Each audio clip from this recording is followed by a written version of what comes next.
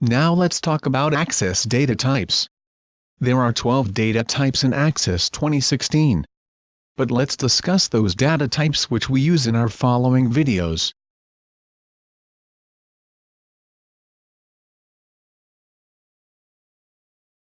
Short text, formerly known as text. Alphanumeric data, names, titles, etc. Long text, formerly known as memo, large amounts of alphanumeric data, sentences and paragraphs. Number. Date and time. Currency. Auto number. The unique value generated by Access for each new record.